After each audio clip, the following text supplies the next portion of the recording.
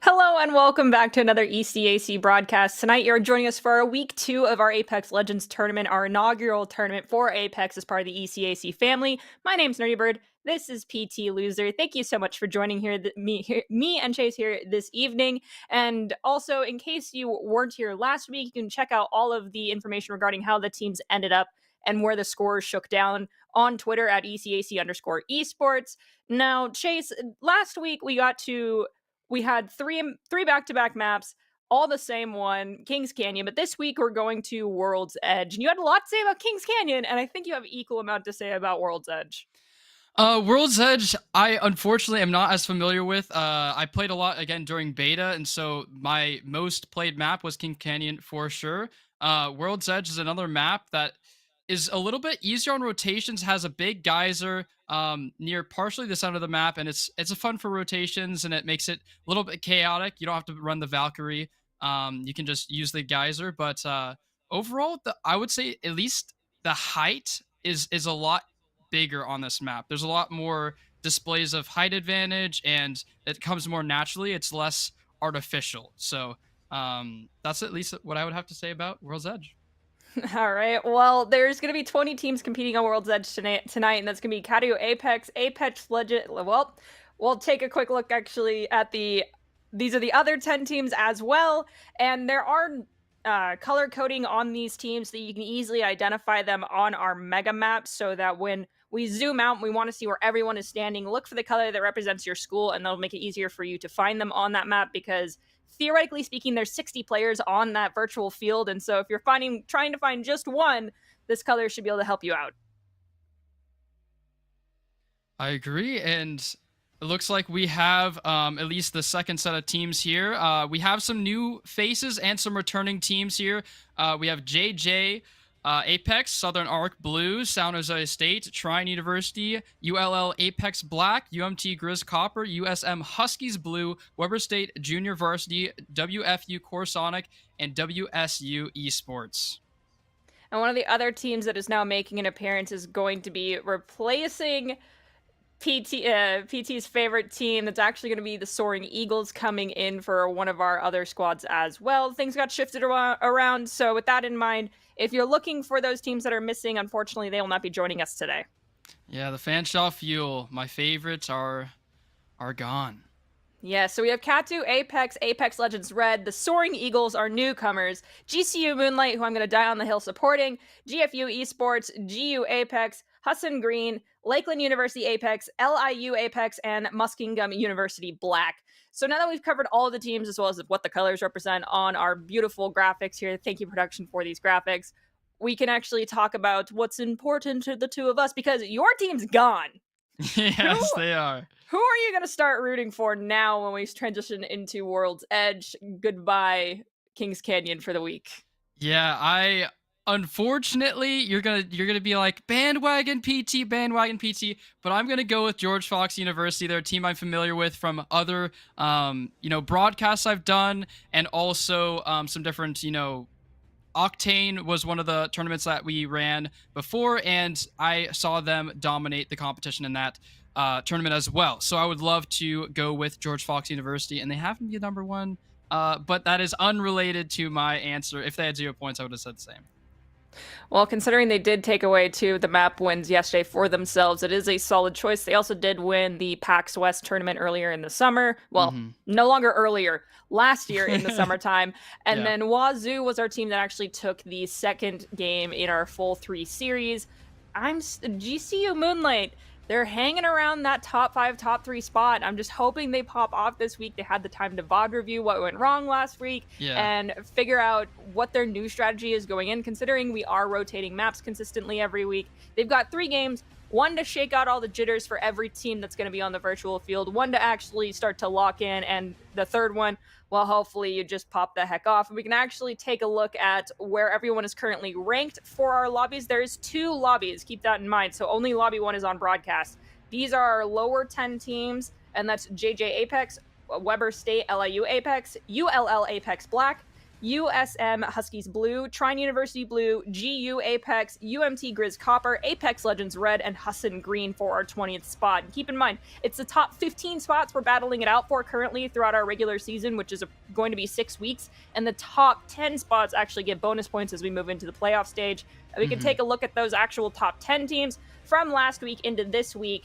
And why don't you, because your vote is now at the top, you can read them out here. We have GFU Esports, WSU Esports, GCU Moonlight, yours sitting at the top 3 here. San Jose State, WFU Corsonic, Katu Apex, Southern Arc Blue, Soaring Eagles, Muskingum University Black, Lakeland University Apex. And yeah, so I did get, we have some points on you guys, but honestly, Moonlight has been consistently on those points for placement, so they just got to get a little bit more on that kill feed, and they're going to be right up there with the best of them.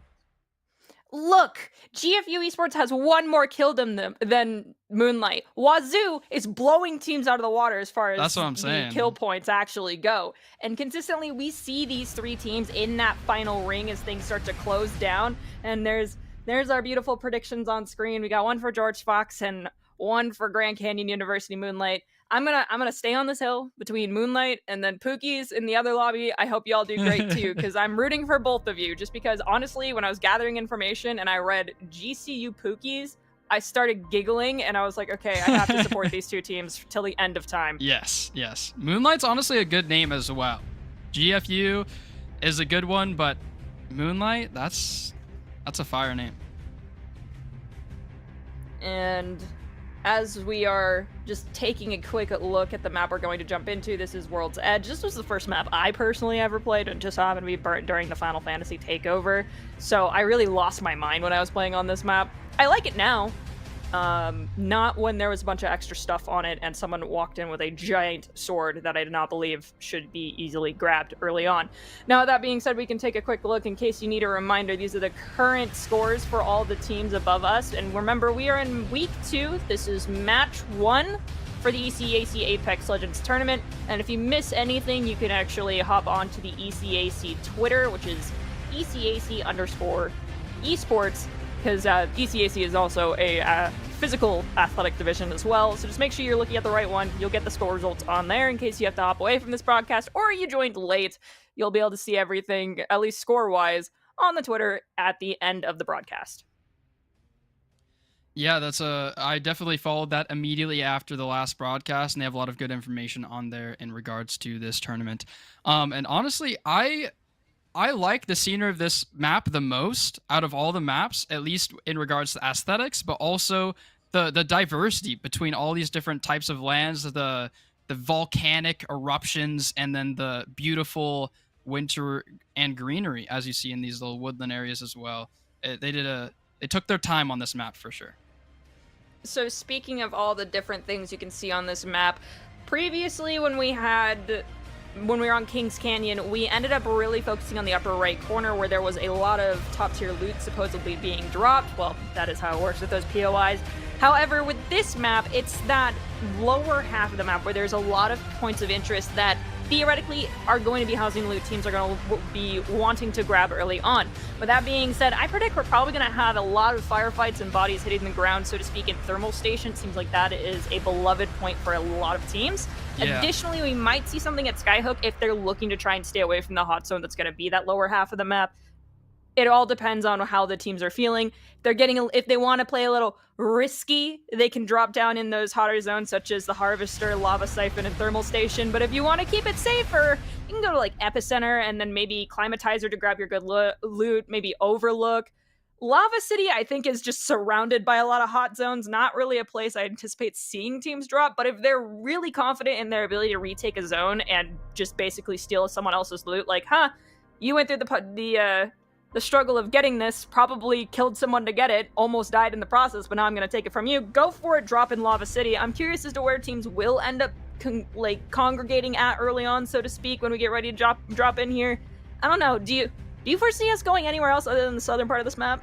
I don't typically see anybody dropping other than the southernmost part of the map, other than Skyhook. I see a lot of people loving the Skyhook because it's more of a skirmish style. It's kind of this mid-ground that a lot of people's favorite weaponry is in that kind of mid-range And Skyhook is that thriving in that mid game kind of situation where there's not a lot of long fights, there's not a lot of short fights. They're just that quick, nice little R301 burst. And so Skyhook I see is fairly beloved for this map as well.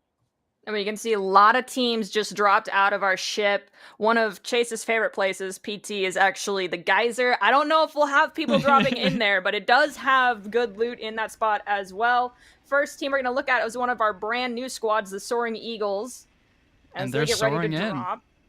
Oh gosh, the pun.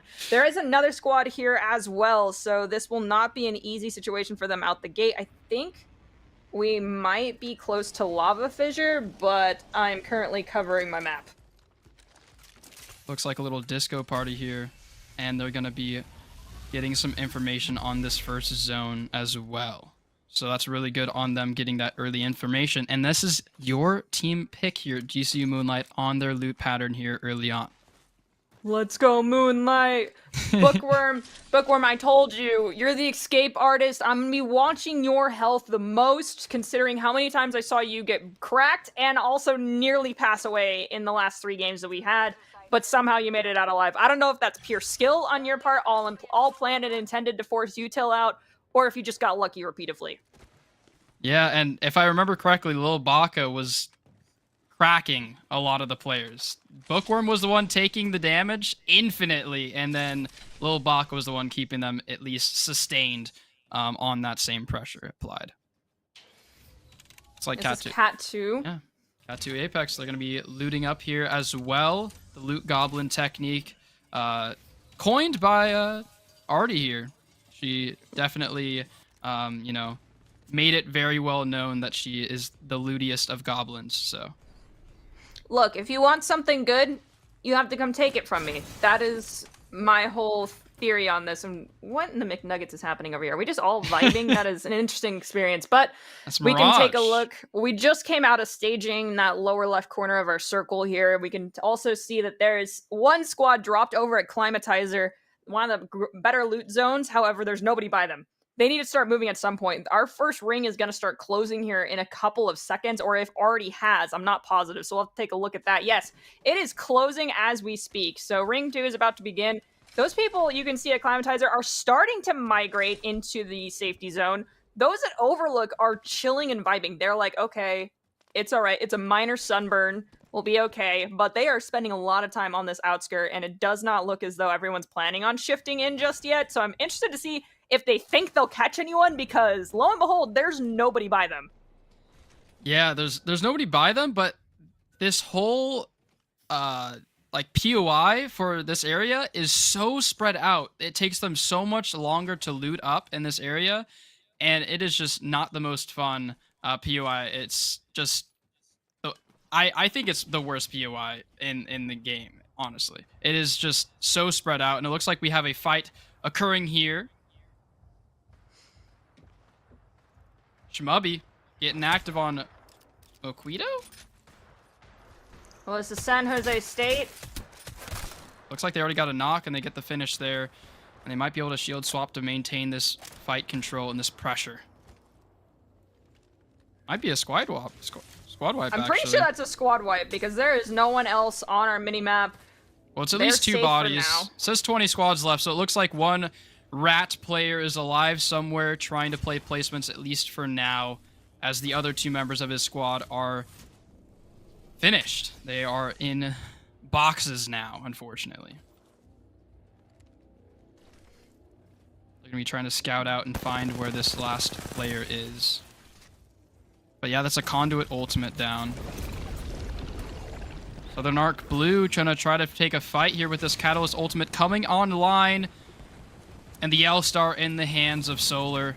Some Arc Stars coming online as well. And he is taking insane amounts of damage. Look, I understand the point of the wall, but unfortunately, I don't know if it was the most advantageous positioning, considering it puts you between a rock and a hard place quite literally. It looks like it'll work out for now. We get a couple of shots exchanged from high above. And it looks as though we have no one down just yet. Yeah. Still 19 squads remaining, 52 players on the field.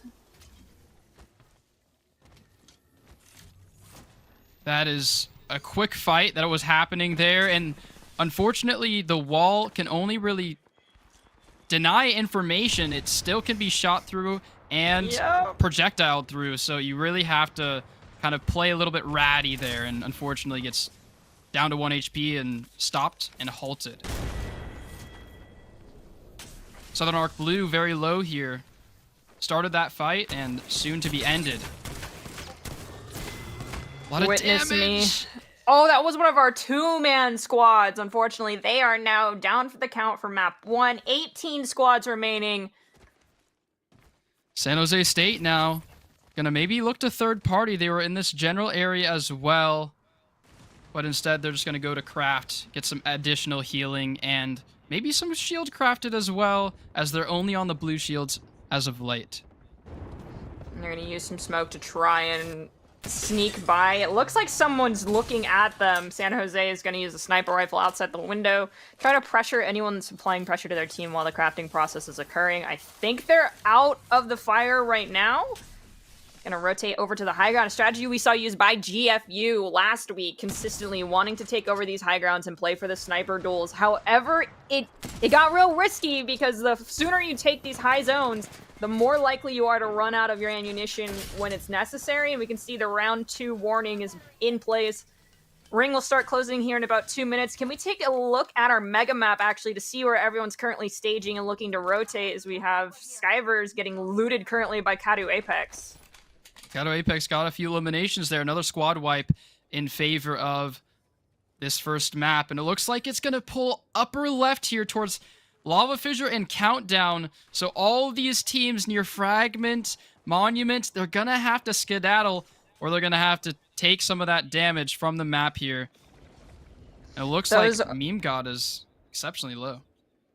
Those over by Lava Siphon and still vibing by Tree have a long trek ahead of them. Obviously, I don't think they've scanned and figured out where the ring is closing to just yet. We get the glorious opportunity to know where it's closing and see the future, but if you don't have the util to do that, well, you better be good at guessing, I suppose. Yeah, you gotta be playing this game in scrims countless hours to kind of have this general idea of where the zone pulls, but at the end of the day, if you don't have an info agent on your team, if it be, you know, Bloodhounds, whatever it may be, if it's the man with the hat, I'm forgetting his name at the moment, but there's a lot of different roles in this game, and so if you have one that has the ability to scan those towers, you get that information that is really huge when the game relies on both placement points and elimination points. 26 seconds remaining until this ring starts to enclose and everyone starts to feel a little bit more claustrophobic. Currently looking at Trine University Blue, making a safe rotation. I don't think anyone has been spotted just yet. They did spot someone while they were running away, but perhaps they're hoping that the ring takes care of those people for them, as we can take a quick look at the mega map once again. We have Lava Siphon's been cleared. The ones that were by Tree as well are now cleared.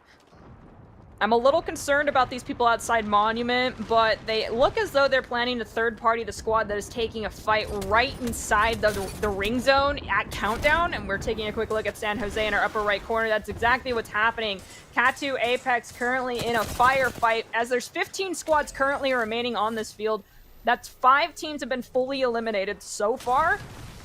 That's super early, too. This map is just on the second closing, and there's already 5 squads fully eliminated. A lot of early fights being taken here, which I love to see.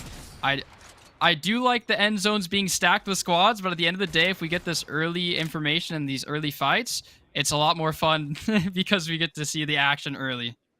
Considering last week when we were at Final Ring, we had 6 teams still alive. This is a very different paced game than when we were experiencing then. At least we're seeing a lot more teams trying to third party, predicting how a fight's going to go and when they can swing it in.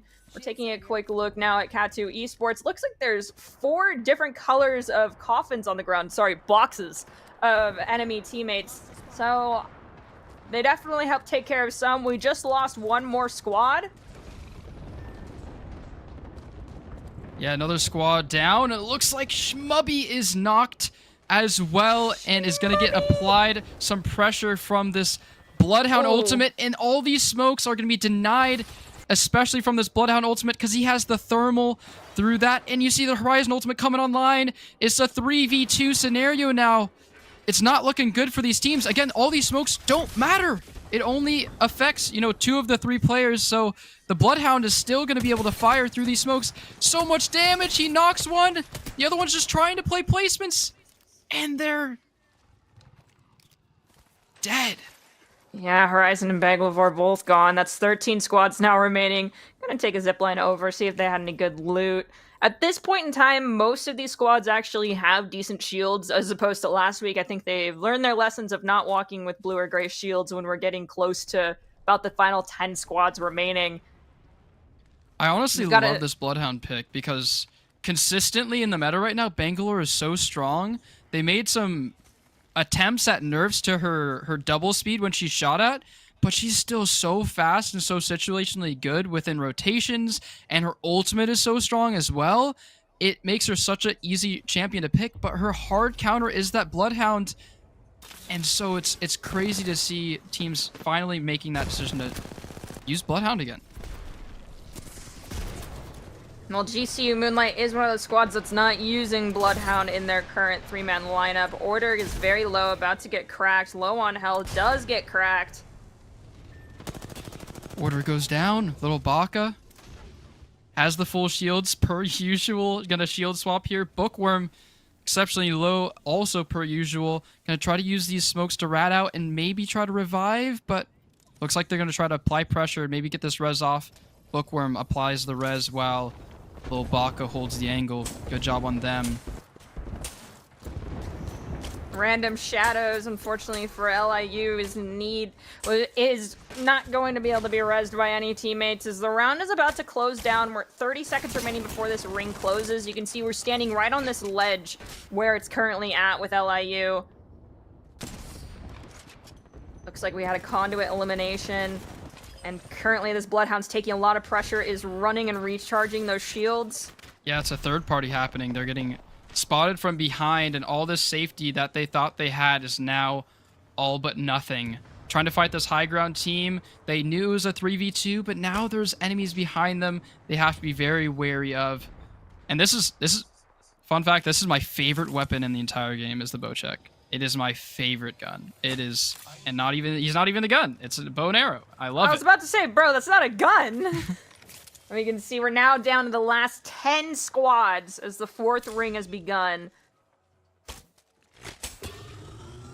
I still remember to this day, the first clip I saw with this gun was it's Timmy's and Shroud in the same squad, and they just lasered people.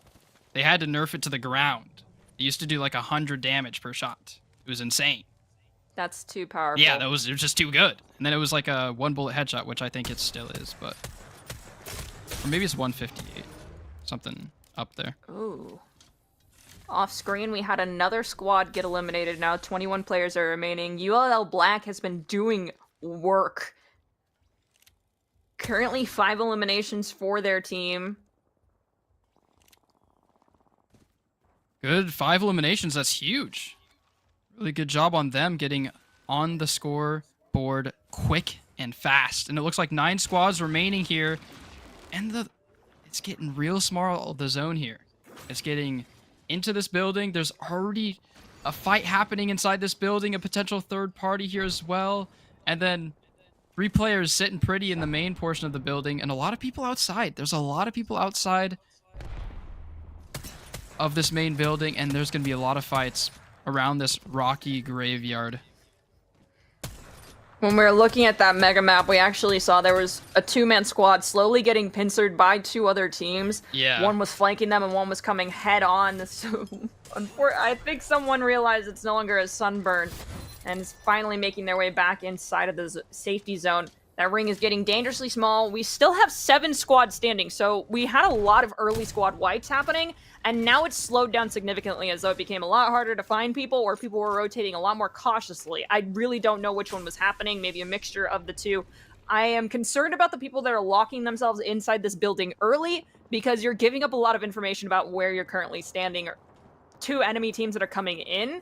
And I think it would be more advantageous to try and wait out in the more hot zone, so to speak, outside, and then work your way inside. I definitely think within the first map, a lot of teams play really aggressive, a lot less for placement. Second map, they play for placement, and then whether or not they get those placement points, map 3, they go aggressive again. That's just pretty standard for most of the Apex tournaments I've watched, is these teammates or these teams try to be really aggressive early, and that's why the zone only has 5 squads remaining right now. As they all took those fights and they had such late rotations, they're fighting in this open area and they just have to take the fight. And so we see those teams happen. One of those 5 squads is GCU Moonlight, who helped us get down from 6 to 5, taking out the 2 that were remaining just outside the main building. I don't know if there's anything good inside those boxes in comparison to what they currently have, but at the end of the day, they could always use more ammunition. We do see Goat Eats Grass. I believe this might be... This is GFU indeed. GFU.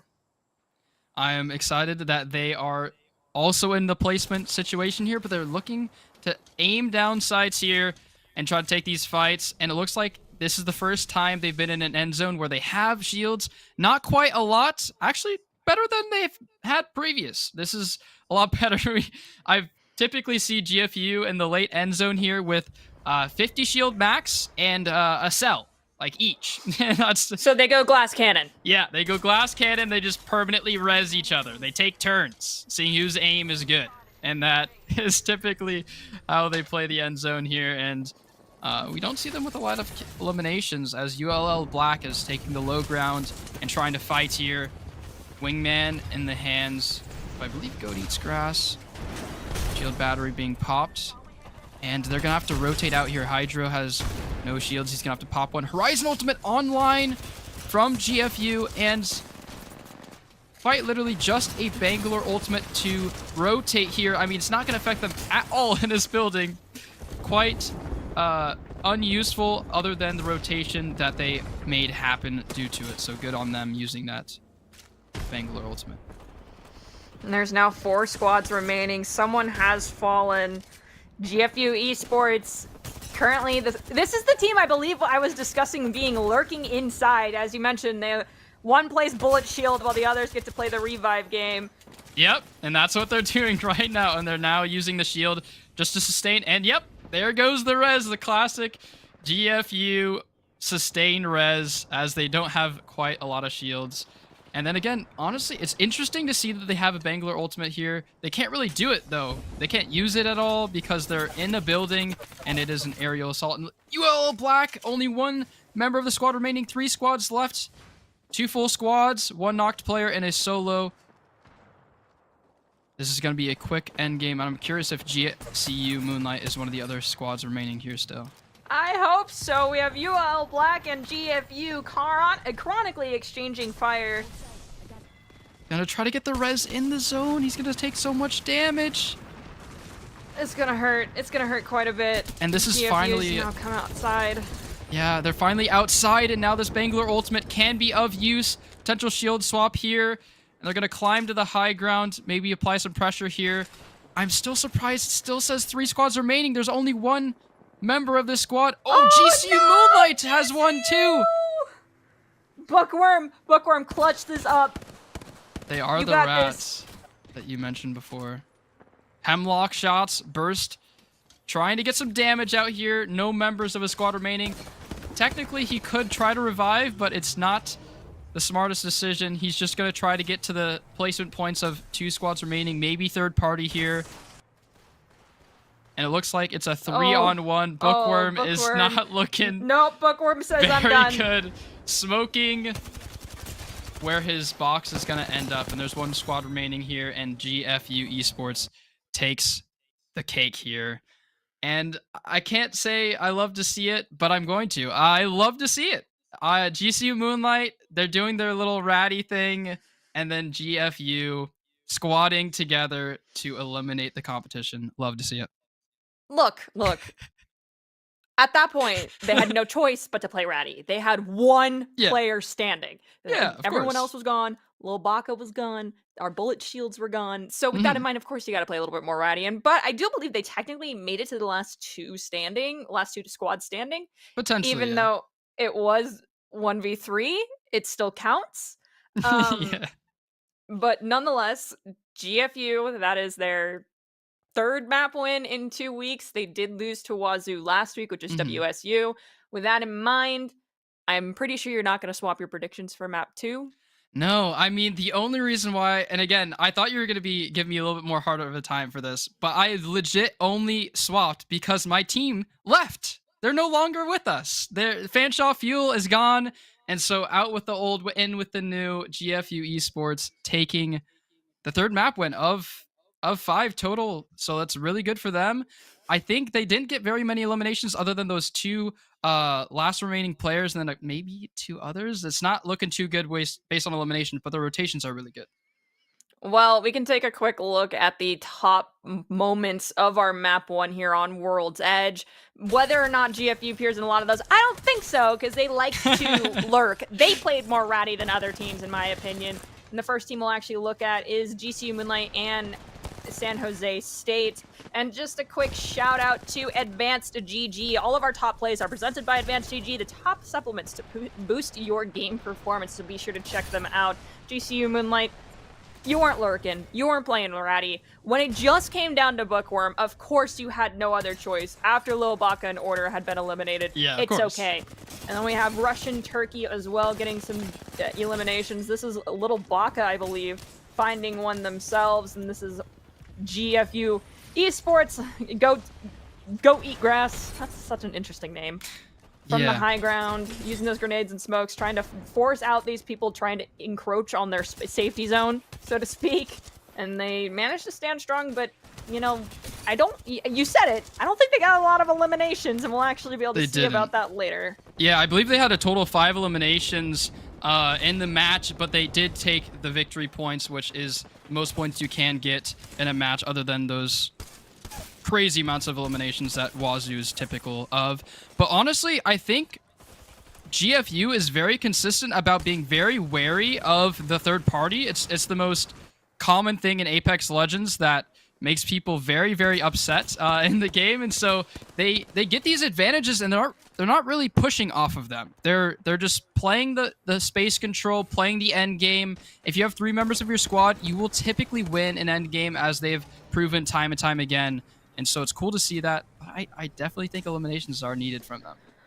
This is Bookworm's last stand. Yep. They tried their hardest. And you see the last little smoke at here. A certain point, throwing it out. Like, I ain't giving you my smoke. gear. I don't know how many people are still alive in the heat of the moment. Just yeet yourself outside the ring. Actually, I think GC ended up being third place. Yeah, that's what I third thought team. as well.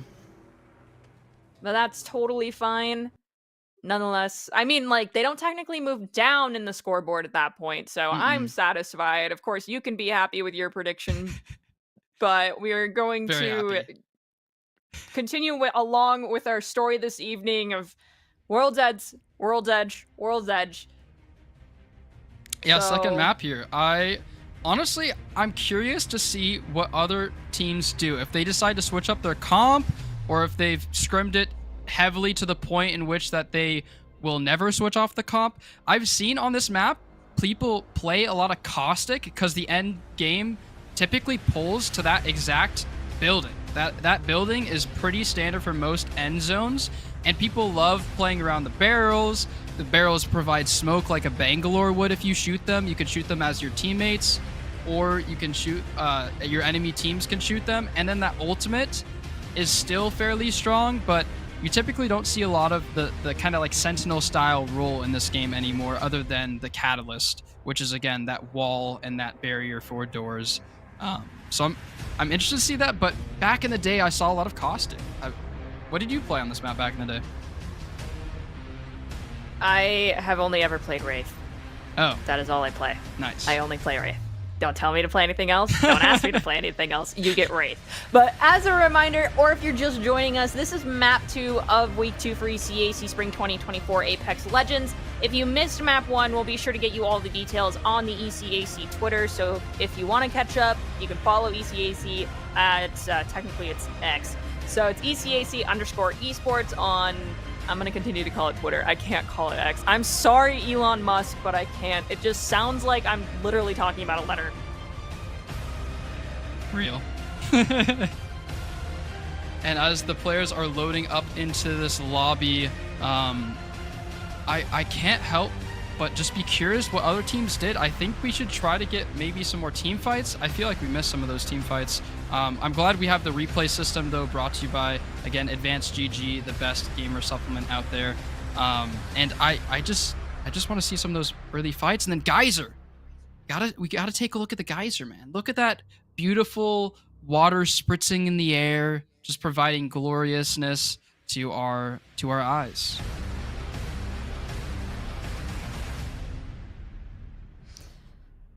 Okay, Chase, I get it. You want to see us at Geyser, but I have bad news for you, and that is that it is very far away from where everything else is. And we did not see teams drop near there last time. I don't think so. It's mid-tier loot. It's not even high-tier loot. So most teams that go there are the teams that we see eliminated early. And so you have to play a little bit aggressive, try to get that RNG style to your loot, and just dominate early. Get that confidence up early as well, because if you take a fight early, you win. Boom! Confidence through the roof. Your team's feeling it. And then you're going to be just like GCU Moonlight and then have a bunch of eliminations and die early. But honestly, Holy overall... McNuggets, the shade! I do not support this co-caster's opinion of GCU Moonlight. I'm just putting that out there. Already, this human being is this person threw shade at me before the show started, and his response was, "You told me to smile more. I just have to make fun of you to do it." It's a beautiful, joyful experience that it is. So GCU, you have my back 100%. Chase, the hill that I am dying on, I will die on it against you. Bring it on. You'll die on a hill, but I'll die on the mountain of winners. No, you're gonna die. You're gonna die in a freaking geyser that yeets you into a lava canyon.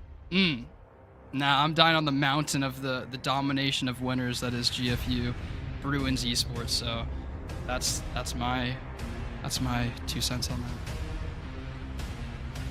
I'm curious what, honestly, there's so many funny like nicknames of POIs on this map for like pro scene, and I'm curious what that bird's name is. Does anybody know in chat what that bird's name is, or that like crow or hawk thing? Because that would I'm curious what the community has decided that name is for that. Regardless of what the name of the weird bird statue creature is, we can take a look at where teams are choosing to drop off at. Thermal Station, and it looks like GFU is going to Skyhook. You talked about that earlier. And it looks like Soaring Eagles are making their way possibly to Lava Siphon. No, they're going to the Harvester, and they're going to be going up against another squad in that same zone. So hopefully we can shimmy our way over there and take a look at them here pretty soon, because I think I would like to see that early action. One of those early teams get get some eliminations early on and make themselves feel good just to die shortly thereafter, in the words of Chase. And this is Apex Legends Red. Num num, you're gonna make me hungry. I'm already hungry. Picking up some weaponry and some ammunition. And unfortunately, no better shields just yet. They've got a minute to figure things out and sort it before they probably start running into somebody. It's just the question is who they end up running into, as well as the equipment those people have. And once again, we'll take a flashback to Apex Legends Red. Still going to lurk on them for a bit. Everyone is currently in the lurk phase. They're doing the loot goblin moment. We all get to have this. If you're caught without gear, or you choose to go after someone when you have very little gear, that's your funeral. Yeah, the fisticuffs isn't a way to play this game, unfortunately. No knife fights, just weaponry and weapons is your best way to eliminate people in this game. Even if you sometimes kick them to their grave, it is typically seen as, BM or whatever you want to call it. So we try to avoid that here. But yeah, just loot up phase. It's loot up phase, seeing the best favorite weaponry between teams. And we do! Lakeland University, they're rocking the Caustic. I told you, Caustic is one of the most played Sentinels on this map. It's hugely played in Southern Arc University. Black. Who did you already eliminate, Southern Arc? Two squads are down, actually. Yeah, one squad was eliminated like almost in the air. That was how quick they were eliminated. And then Southern Arc University, they're down to their last member, and they get the last little kill with that shotgun there. Really good job. And now Liu Apex going to be taking some fights here, sustaining with that conduit passive. And they got some ranged weapons to take this little 30-30 repeater here in the hands of not even warmed up. He's not even warmed up yet, and he's doing this. It's crazy.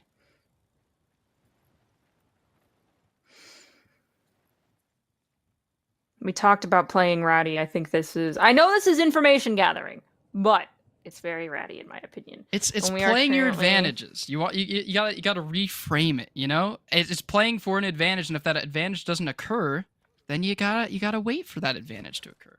Well, let's see if this sneaky peeking around stuff chronically for the last minute or so, give or take a couple seconds, was worth it for LIU Apex, because I did not see a single person. I literally just saw them fire and try to see if they could bait someone else. So with that in mind, can we take a quick look at the mega map to see if there's anyone near LIU, or even Trine Uni Blue? I think Trine University actually did just deal with some people, but we can take a look to see if this lurking and waiting was worth it, or if it was all just a waste of time.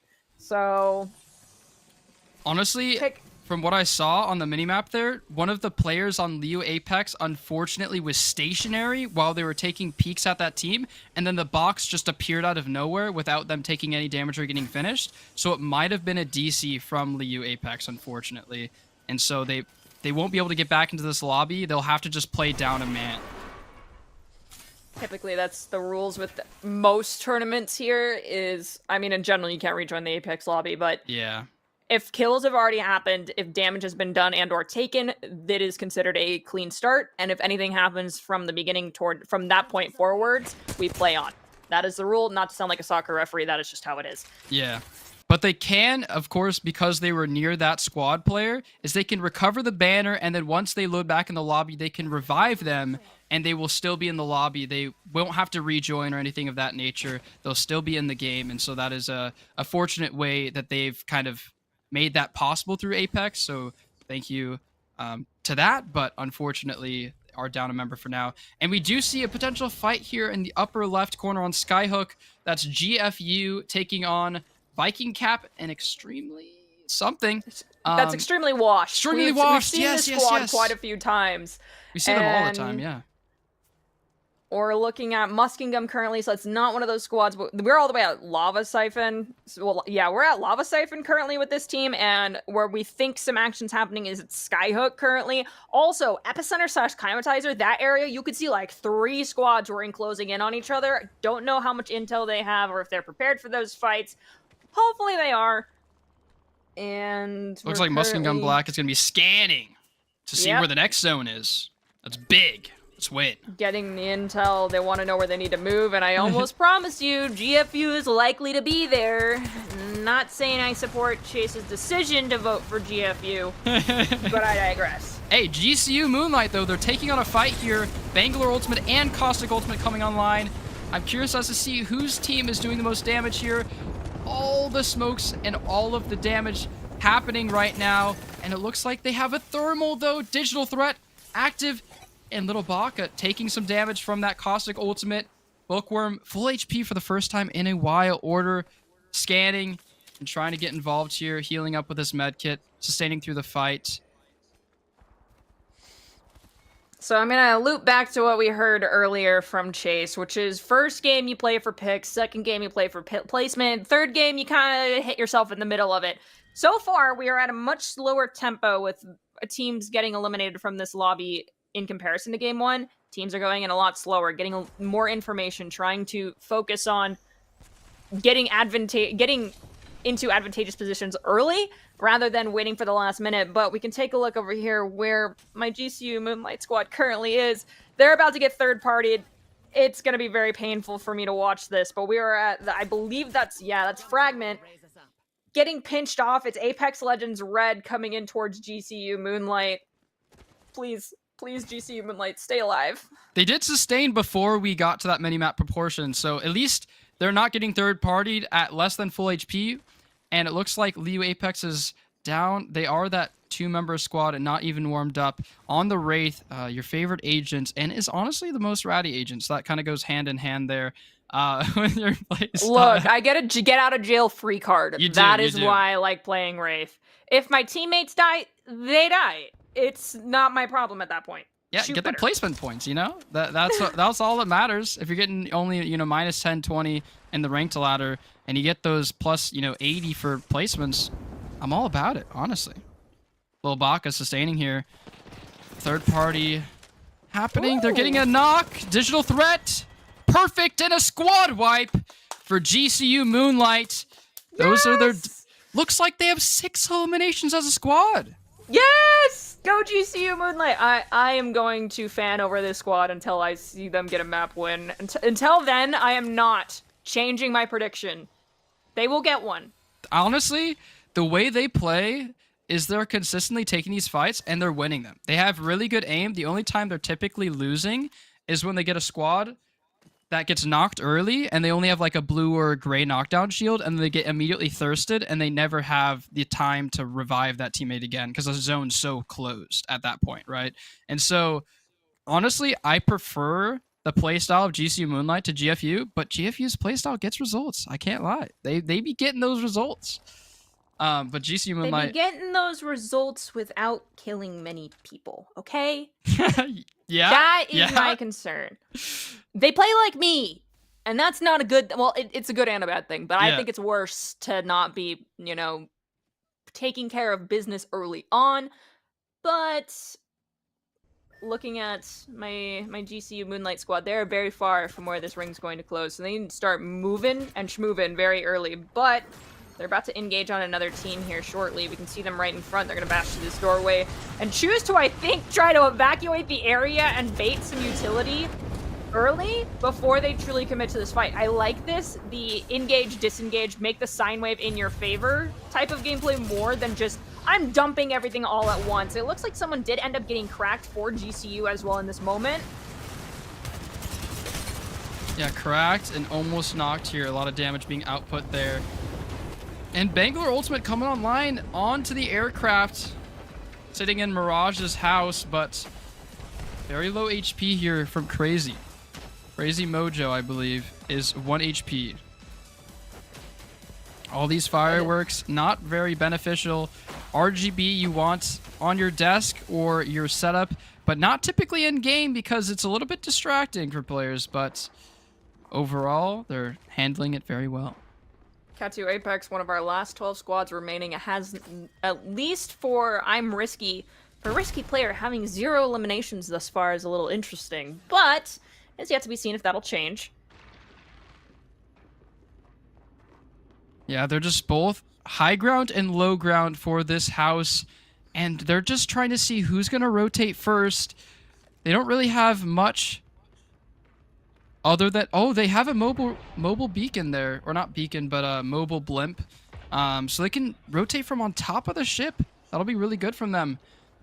It looks like Little Baka and GCU Moonlight is taking damage here and fighting this team. And that might be another squad wipe for them. We see the other enemy team disappear off the minimap. And now they're going to go for another engagement. But Hydro, okay, but Hydro's looking there. from behind. There's 2 players of that squad, though, not 3. So they might not take that fight unless they get an advantage. Okay. Let's see, because there's 2 squads there. One is a 1-man, one is a 2-man. That could technically third-party GCU Moonlight right now. But, because Order is low on shields. Oh, well, they got a conduit. Currently. Yeah, they got a conduit to sustain the fight, and then they can just heal with cells the rest of the way. Really good. This is honestly my favorite composition. I don't really like the Catalyst anymore. Catalyst is not typically played on this map as much. It's usually the Caustic, but overall, I like the fast play style you can play with a Bangalore and a Bloodhound, because once you shoot at that Bloodhound, they get that double speed, and then once Bangalore, and then once Bloodhound pots his ultimate, he gets that speed boost, and you can just go crazy fast into these teams. And speaking of crazy, we got Crazy taking a fight here. Apex Legends Red still alive. Num Num.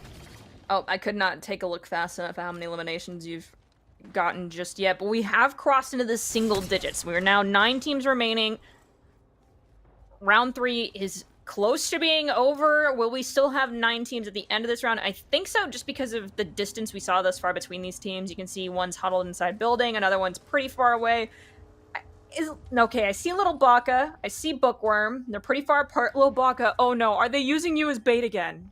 They are indeed. They're doing the 2-1 split play style, but they do have additional shields to kind of disrupt that Baka, potential no. damage that they will take.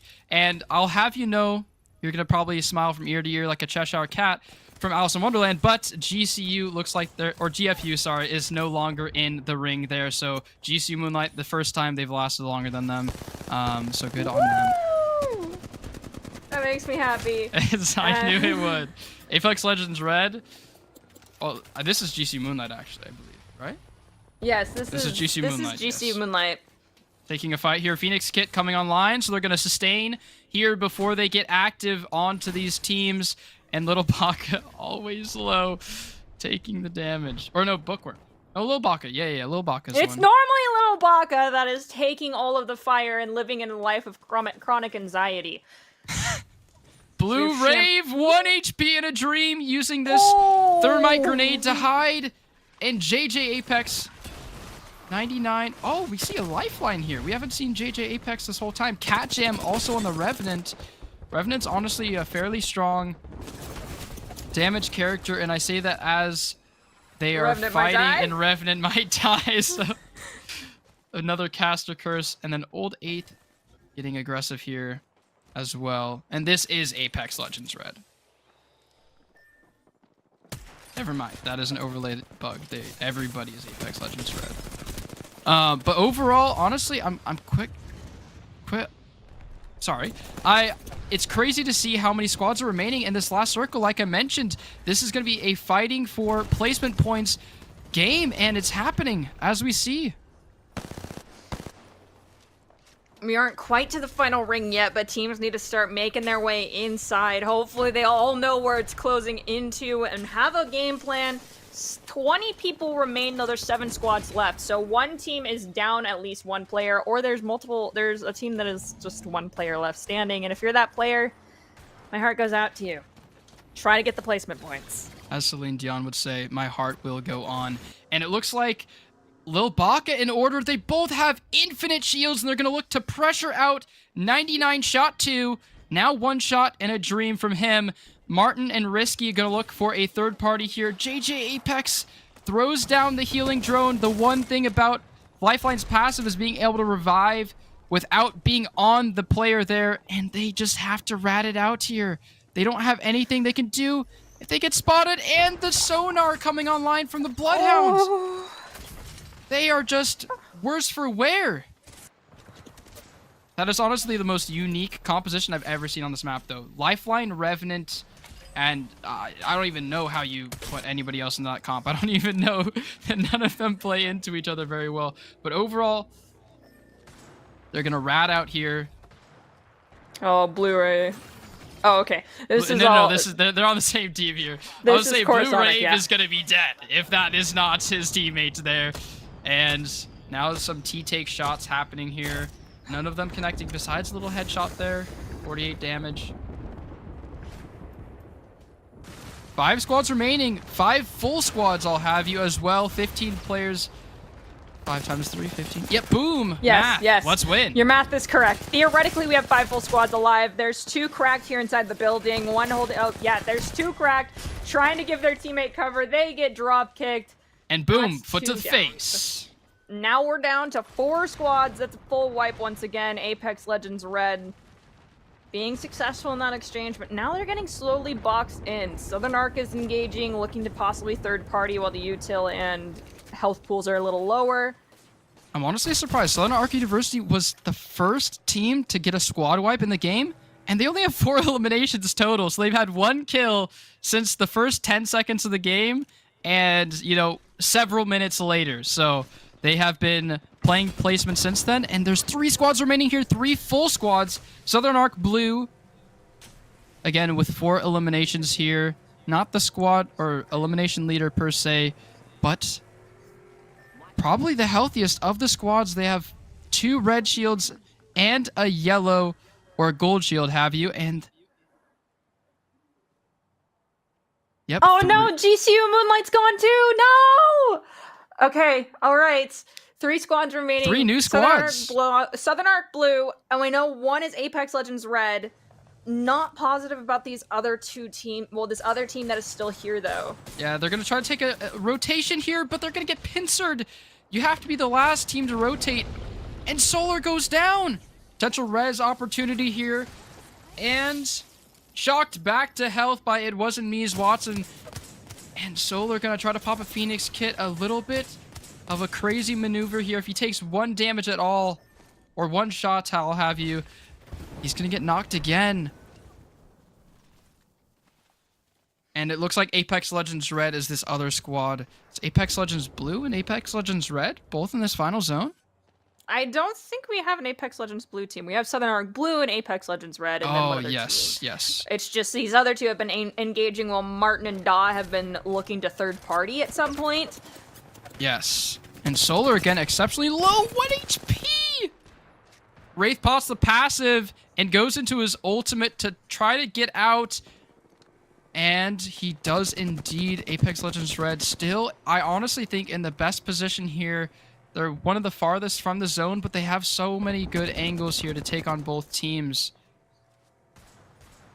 They've got some cover provided by the natural elements of the map, as imRisky is going to have to back off, heal up, and let their teammates maintain forward presence. But yeah, you can see the exchange fire happening between these 2 squads that's not involving that's not involving Apex Legends Red.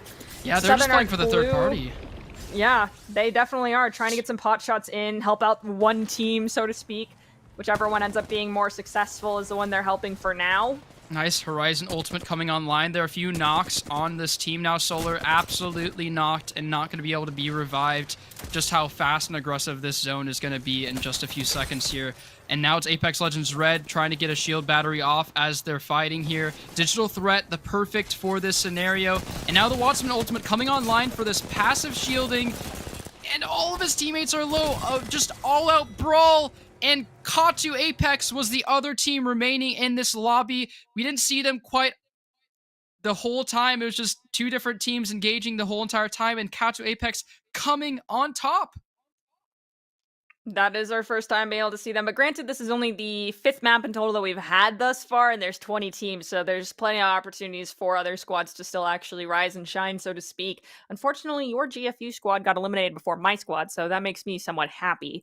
But regardless, I'm shocked that it's Katu Esports actually to end up being victorious, considering how little we saw of them. It's as though they took a page out of the GFU book and said, "Okay, we're gonna play for positioning, we're gonna lurk, we're gonna poke, and we're gonna try and stay alive as long as humanly possible." Yeah, honestly, Katu Apex played really good sustain there within like shielding up when they needed to, but also applying pressure to be able to stay in that high ground the entirety of that last 3v3v3 scenario. We saw them on this like partial high ground near the end, and they were able to pick off teams, and then looks like the G7 Scout, or this is GC Moonlight earlier, but overall Katu Apex later on in the rounds just were maintaining this high ground potential, and it looks like that was a straight out of GCU's book. They're all in this high ground area going into this Caustic ultimate and taking these fights as well. Overall, good job from Katu. And these replays are our top highlights of map 2 of week 2 here for ECAC Esports. This is on World's Edge, and our next map, which will be our last map of the evening, will also be on World's Edge. But we want to give a shout out to Advanced GG. The top plays of the day are presented by Advanced GG, the top supplements to boost your gaming performance. Be sure to check them out if you want some little extra gamer fuel, so to speak. And this is Apex Legends Red, one of the squads that we were watching for quite some time. Unfortunately, I think they made it down to the final 3 or final 4, but it was Katu Esports to be victorious. There's a lot of fighting happening around house, and a little bit more than I'm used to seeing, but nonetheless, they did very well, and this was WFU Cornisac. Coruscant, I apologize. Yeah. Coming up with the composition that you questioned very heavily. Yeah, I mean, I think the composition has no relation to the fact that they got to end zone there. They just rotated normally. They didn't have anything that was particular about their rotations. They just stayed alive, and they were able to sustain with Lifeline using the drone to revive, and so they were able to apply pressure that way. Honestly, I'm so surprised Southern Arc Blue stayed alive as long as they did. Solar got knocked like 3 times in this 3v3v3 scenario. Look, it was all according to plan. It was all according to plan. All according to plan, involving them get third place. I mean, it worked out pretty well. They were able to revive consistently. It was really good on them. And then Katsu Apex with the big, huge Horizon ultimate there. Now the question stands, who is going to be victorious in Game 3? Because last week it was GFU to get the bookends of our broadcast, so to speak. They took match 1 and they took match 3. Match 2 went to WSU. Shout out to my home state of Washington.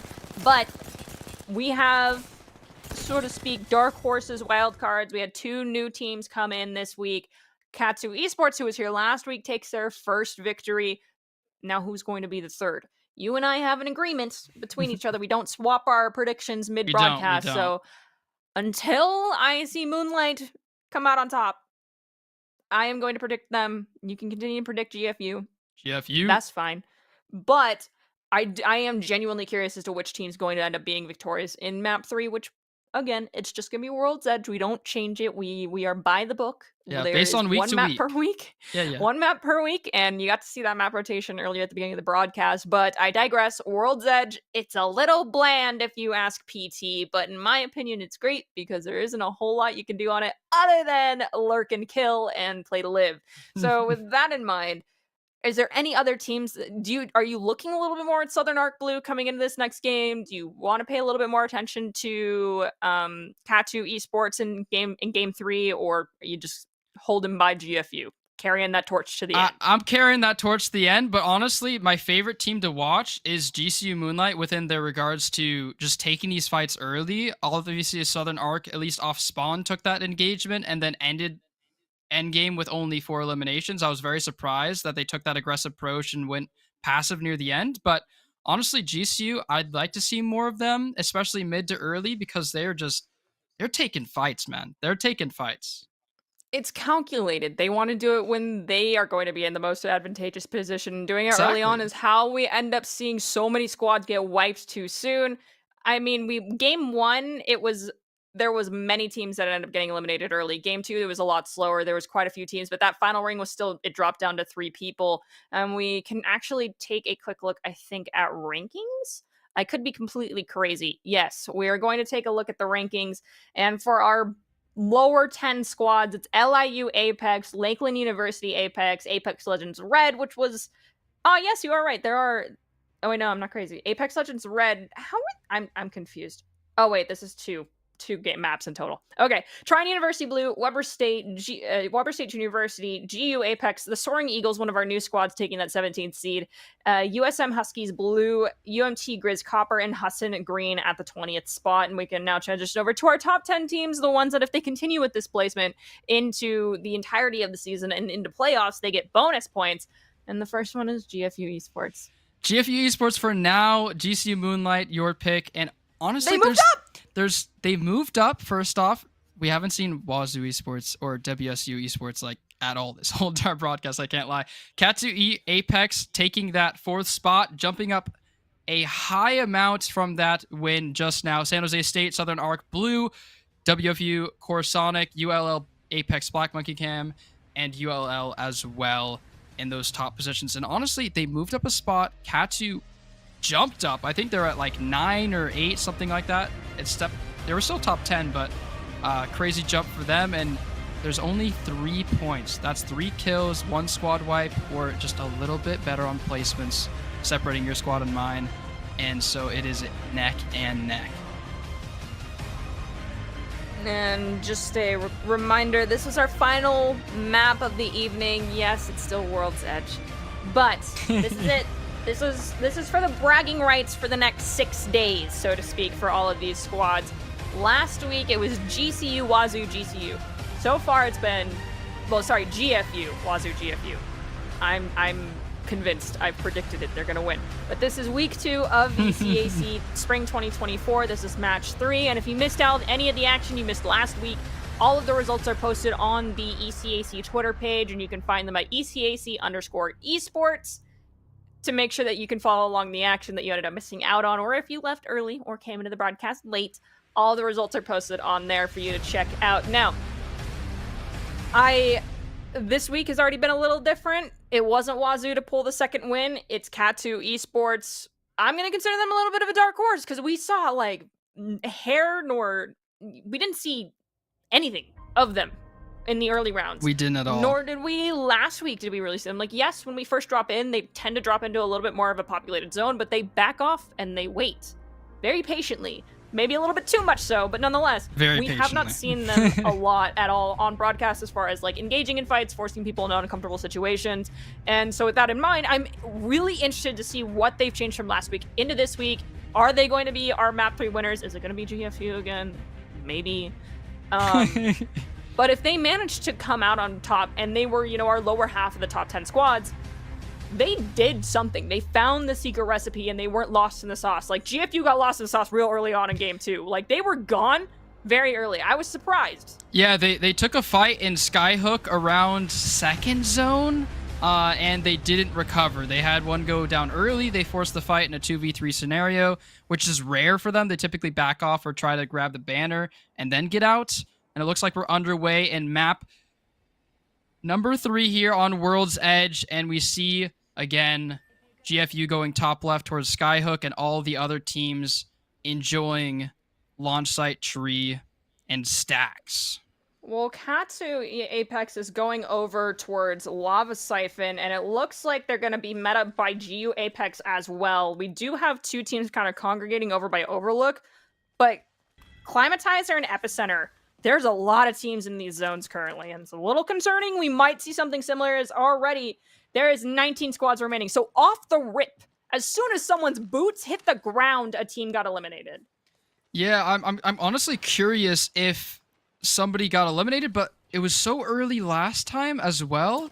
I'm curious if a team pulled out or like a 2-man squad decided they just don't want to play anymore, which is honestly sometimes what happens in collegiate esports is a team just decides to not play in the tournament anymore, depending on placements or waiting till next week to play with their squad. But honestly, it could be a quick elimination with how fast Southern Arc did it just the last map. Perhaps mom pulled the Ethernet cable or the Wi-Fi cord out and said, no internet until you fold the laundry. And no matter how many times you try to explain to your parents, they won't always be like how my dad finally realized I can't pause a game of Call of Duty. Pausing online games. Yep. Dad, I can't pause this. And now he like stops. He's like, are you live? Are you playing right now? Is this a real match? I'm like, yes. And he's like, okay, I'll be back in 20 minutes or come find me. Yeah. So perhaps that occurred for someone here, but for Apex Legends Red, there's no parents pulling out their Wi-Fi or Ethernet cords currently. And yes, there was another squad wipe down to 18. Very rapid pace in comparison to game 2. So Chase, you mentioned it, you know, the game 1 you play for picks, game 2 is placement, game 3 you hit in the middle, you find your sweet spot. So it seems like we have some blood-hungry teams here as we're looking at Bloodhound. Pun intended, not actually.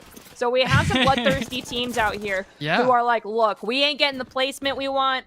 Let's just play for picks and get the kill points, because those also count. Even if you don't finish as the top 3, getting eliminations is huge.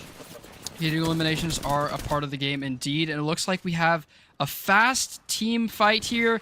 Kern of Kettle, 1 HP in a dream. They're going to sustain with this conduit utility here. Capped Paladin is knocked and in a box, and it looks like they have another 2-man squad that they're fighting. Order and Little Baka, this is your GCU Moonlight. Absolute 1 HP in a dream from them. Lil Baka, you're so hurt. Okay, so we see Order Lil Baka. Where's Bookworm? Oh, Bookworm. Full HP. Okay, Bookworm's still good. Of course, Lil Baka's the one in pain and crying.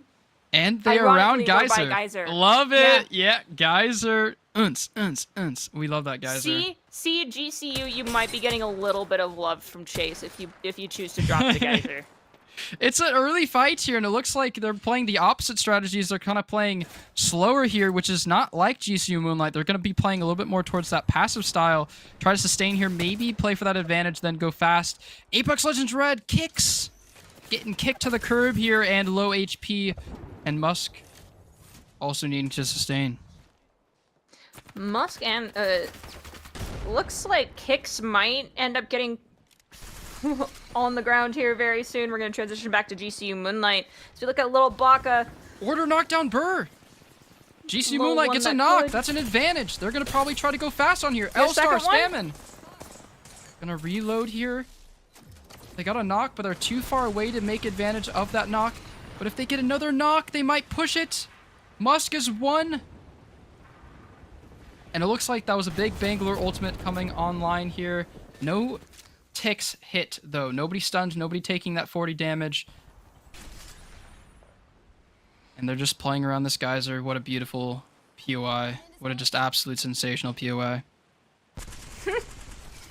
L-Star spamming out here. Not typically a ranged weapon, but a hip-fire, fast-paced, close-range weapon. Does a lot of quick damage. And there's just so many teams here. The scary part is that we did see Order pop the scan, and they didn't see anybody in the immediate area, but I think they scanned from inside the building, so that might have been a problem. As Apex Legends Red is raining fire down from above, using the smoke to kind of move and try to chip down damage onto the enemy team as someone across the ridgeway here. But Apex Legends Red taking a page out of other teams' books. We're at the top of Thermal Station, going for the sniper play, rotating back and forth, seeing who can stand forward and do damage while someone else backs off and heals up. I'm not sure if this will continue to work, if we can actually take a look at our mega map to figure out where the ring is going to start closing towards, and determining if there's really a whole lot of teams here, if they're going to have to get the heck out of Dodge from Thermal Station is my question, because the ring has not closed in this area thus far. It's been, we had earlier over by Countdown, and then previously, my brain is already, we had it by Countdown, and we had it by Fragment West and Epicenter, so to speak. But this, as this first ring closes, is Thermal Station where we want to stay? I mean, I get it. This POI is fabulous, especially if you're comfortable with sniper rifles. If you want to do the one-hit wonders, so to speak. It was interesting to see, though, that composition. If you didn't notice that already, they had an Octane, they had a Wraith, and a Bloodhound. That's just a full, let's go get kills. And so that goes hand in hand with what I talked about. Yeah. Yes, it's great to get kills in that comp, but they're playing passive. They're sitting high ground, and they're just saying, "Yo, what's happening?" They're just sitting up here. It looks like they're crafting, so it makes sense. But overall, they have such a quick, fast-paced comp. The second they get an advantage, boom, their whole team is on you. They all have speed abilities. So they're waiting for that advantage right now, and Thermal Station is about to start getting cut off. So unfortunately, that squad's gonna have to move, and we just see one for ULL Black got eliminated as well. Not sure if they'll be able to get the revive on that teammate. Apex Legends Red has dropped down, starting to rotate, did take a little bit of damage. It's Katsu Apex now using the smoke to try and push forward to get out of the hot zone of the ring. They're gonna exchange fire with one. It's cracked. I think that person is still standing, because we don't know where their teammates are yet, can't fully commit to try and get that elimination. Going to use smoke once again to get those shields back online. We can see Trav Static over here and Cat Jam. So this is one of our newer teams. I believe this is the Soaring Eagles currently. And then Shampoo's trying to crack Trav. Yep, so that's one more gone. I think 99 shot 2, Cat Jam and Shampoo. That is the Soaring Eagles, I'm pretty sure. I could be wrong, but they are one of our newer teams. They are, and it looks like the only remaining player of GFU's squad is Xenoplays. The other two members of his team did get knocked. TK64 is fully eliminated now. He was knocked earlier. They may try to get those banners, but it's not looking too good for GFU. Overall, Liu Apex, though, on the rotations here. And they have another evac tower to use if they choose to avoid this team on the high ground, and it's not looking too good. They have just absolute ballisticness happening here on that Q from... The cliffside positioning the Mastiff coming in play. Is that of a team that is out for blood. Those are some Apex hunters right there. Yeah, Valkyrie just trying to get out. The best, honestly, to get out other than Wraith is Valkyrie, the way that they can fly away and just have some fun here, and it looks like they have only one member in that squad remaining, and it looks like the zone's going to pull towards the south end here, towards staging and Thermal Station. That squad that we saw, they're sitting pretty. They have all that information probably from that same beacon from their Bloodhound, and they can just stay there as long as they want, because they know where the next zone is. Xenoplays just, playing time here. Russian Turkey, KO, Extremely Washed, they're just all playing around this corner and these rocks. And they're kind of in a tough spot here. The only buildings in that area are Thermal Station or those side spots. So they don't really have much to choose from other than this boulder. Okay, hear me out. If you want to take a risk, you can shimmy your way away from thermal station and get closer to staging, because that is technically where our zone is pulling closer to. It's pulling away from thermal station. We're moving up north slightly. But I think our final ring is literally going to be completely out in the open. There's going to be very little cover, if any. It's going to just be provided by natural cover. We're not going to have buildings. I think it's going to be literally between staging and landslide where we're going to see this final ring enclose on itself. And that's when Catalyst is a perfect kind of agent to have. And speaking of having a Catalyst, Hydro has that wall still available, which will be perfect for wherever this end zone occurs. And it's just like you said, in between two POIs. So if there's a truck, you gotta put that trucker hat on and say yeehaw and use it as cover, because there's nothing else you will have to choose from. Apex Legends Red here. Kind of in the most meta comp that I've seen so far, as opposed to having the, Conduits, the Bloodhounds, the Bangalore. It's a beautiful sight.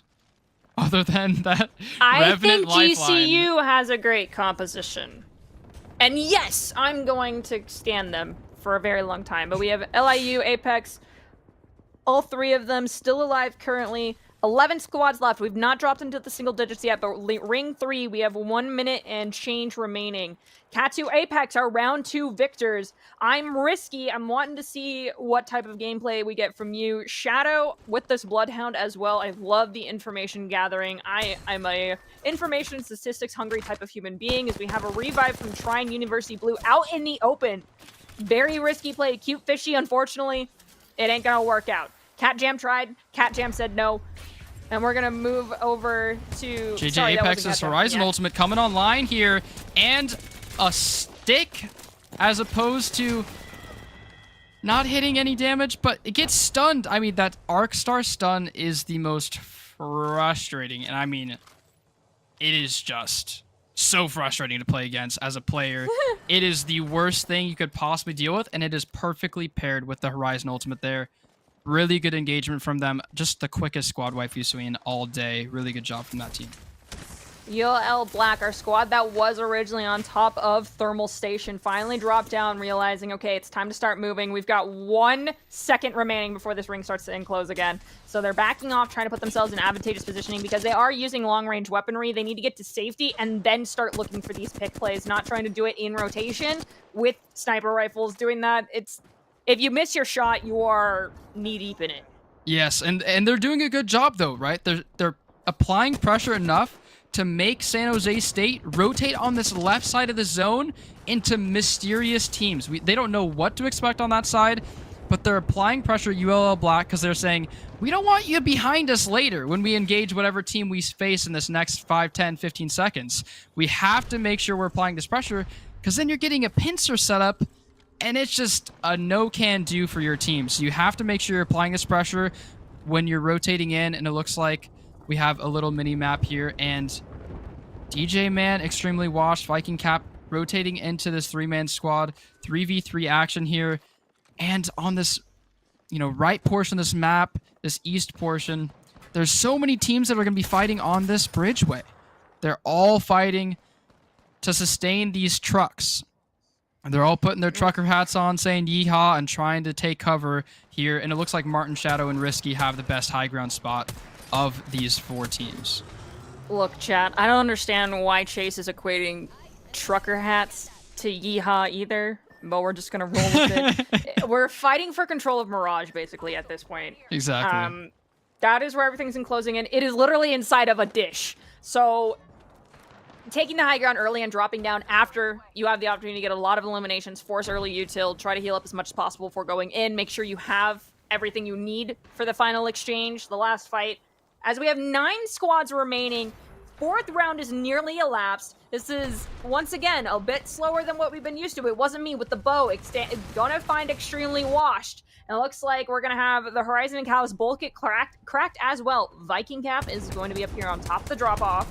trying to get that chip damage down into the dish. Like I said, you're going down into the abyss. This pit of despair is where this zone is closing in on. It is dangerous. It's going to be a lot of util dumps and a lot of grenades. And 3 seconds remaining. The zone's going to be closing very soon here. So all these teams are saying, I want this next position, but I want you behind me. So they're taking all these fights, but the zone is going to be ticking for so much damage.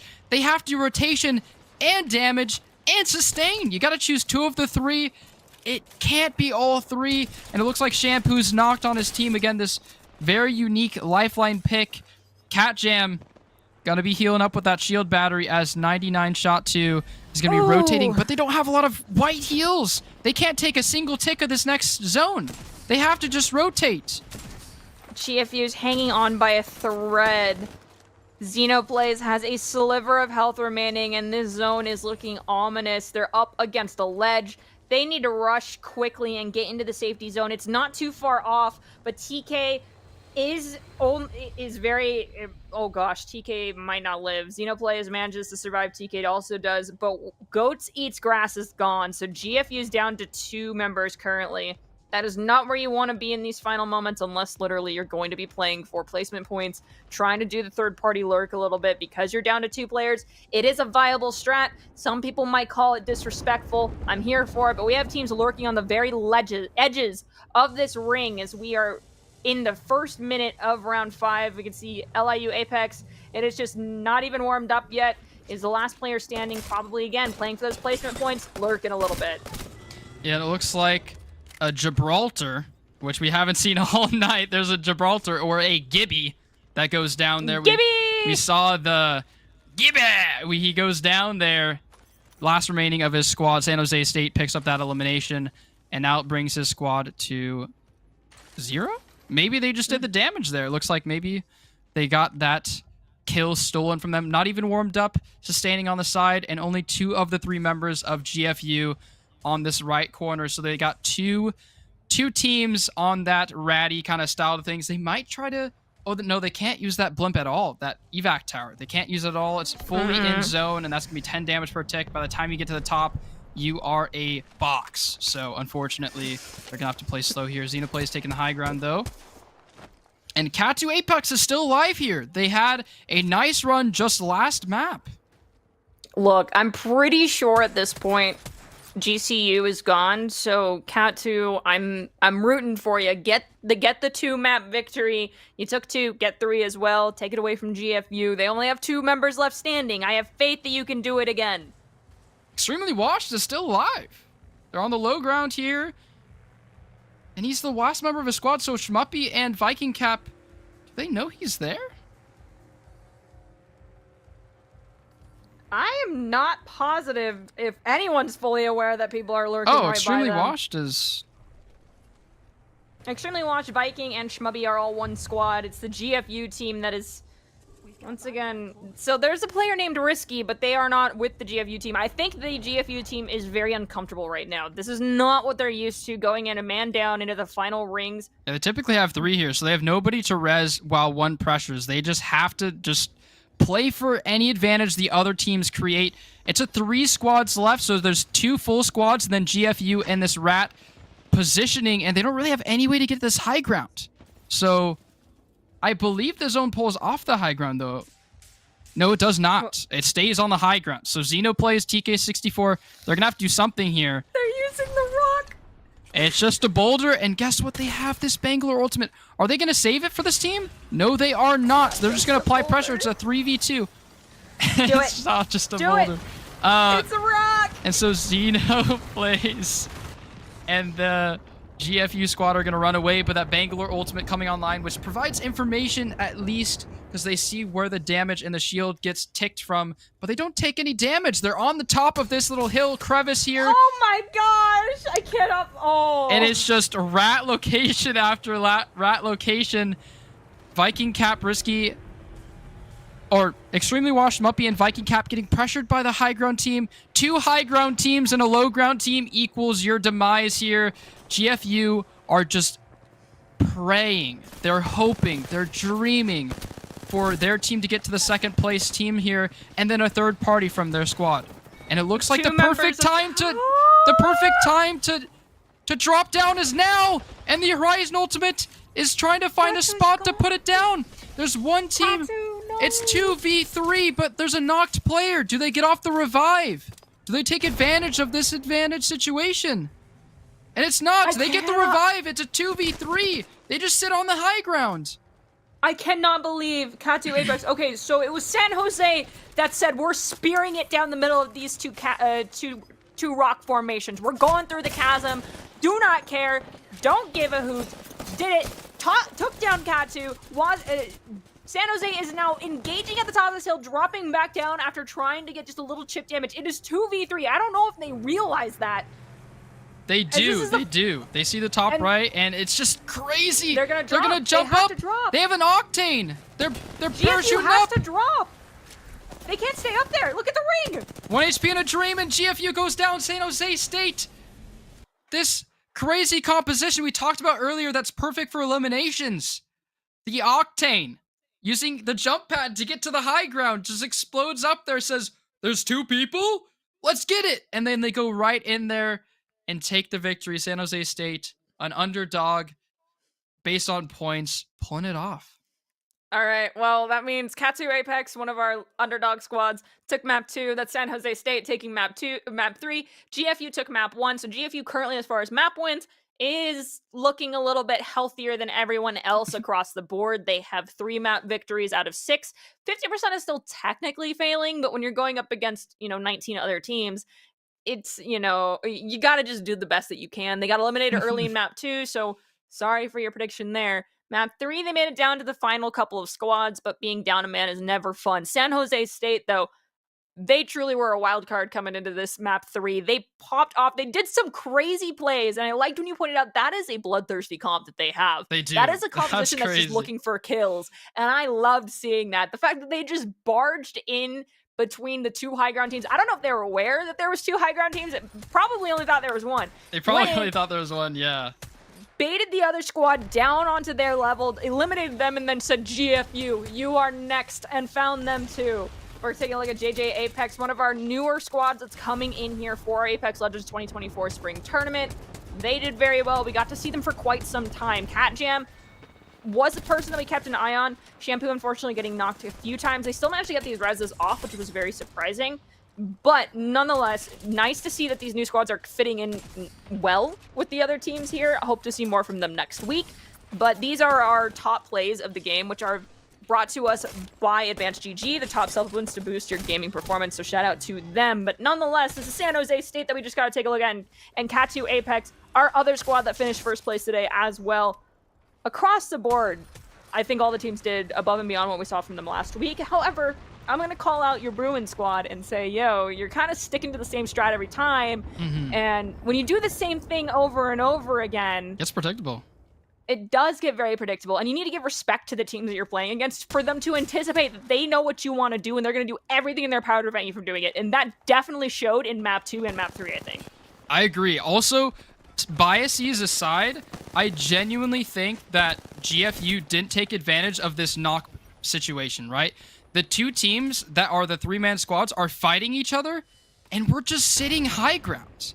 We have to at least pick off some damage, not let them get the revive here, because if they get the revive, then that 2v2 goes into 2v3 with all this like sustained potential, which they are known for, right? GFU squad doing the whole like, oh, one's knocked, I'm gonna pressure the other 2-man squad while I revive, that whole situation.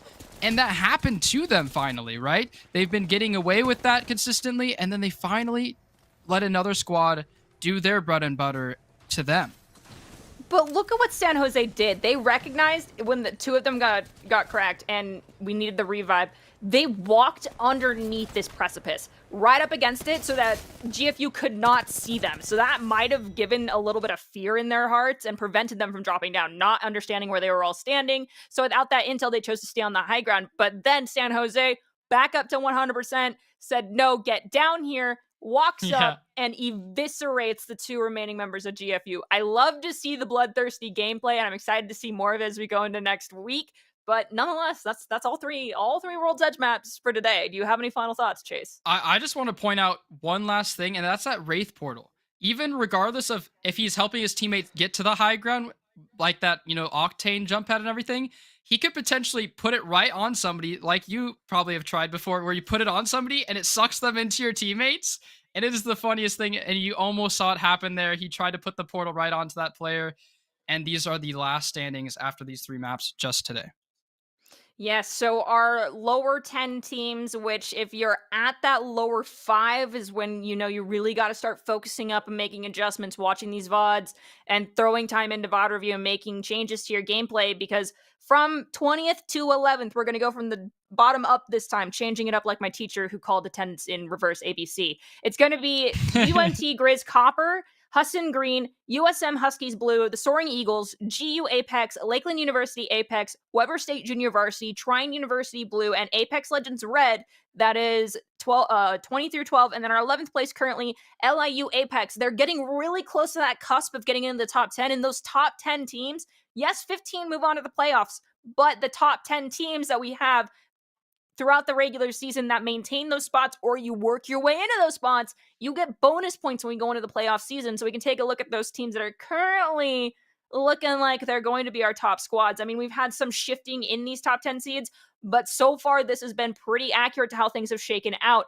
It's JJ Apex, one of our newer teams coming in. They are 10th place. And then we have Muskingum Uni Black, ULL Apex Black, WFU Coruscant, Southern Arc Blue, Katsu Apex, one of our map winners, Wazoo Esports, San Jose State, who ended up taking our third map, GCU Moonlight, holding steady at second place. They've moved up from third, and then GFU Esports, our first place, Lurk and Kill squad. Yes, indeed. And Lurk and Kill might be the meta as they are taking that number 1 seed. But overall, honestly, we're seeing, at least within this 10 to 6th spot, they're only 1 win away, or, a squad wipe or 2 away from taking each other's spots. So we see this top 1 and 2, 3 seed really hard to maneuver between. But overall, those top 10 squads, they're really, really close to each other. So I'm excited to see how those teams kind of shift things around. But overall, San Jose State came out of nowhere. They were like 11th, now in the 4th or 5th spot there. I think coming in and playing for Blood was very advantageous to them because they realized how much of a points differential they had to surmount coming in from last week to this week. So perhaps they'll stick with that same strategy going into next week when we introduce a new map. It's not going to be Kings Canyon. It's not going to be World's Edge. Instead, we're going to be going to Olympus, and Olympus will only appear again in week 6. So now is the time to scout strategies for teams on this map.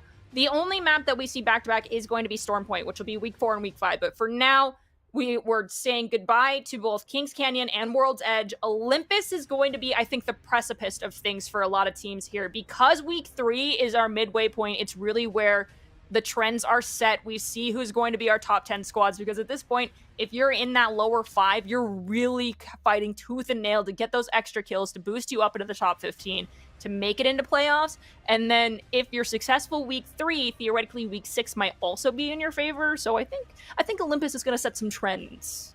Yeah, I also think some trends with San Jose State's composition might be also pretty consistent with some of those bottom teams as well, because we're seeing like 1 to 5 eliminations average between those bottom 5 squads, so they're only getting placement points. They're trying to maybe force a meta composition they're not comfortable with. Maybe they need to go toward those Ash picks, those Bangalore, those Octane picks to give them confidence in those 1v3s or 3v3 situations. Because a lot of these teams that are on the lower bottom, they're only on the bottom position because of eliminations. And so hopefully we see some switching up of not forcing the meta composition like your coach is telling you to. Maybe go towards those comfort picks.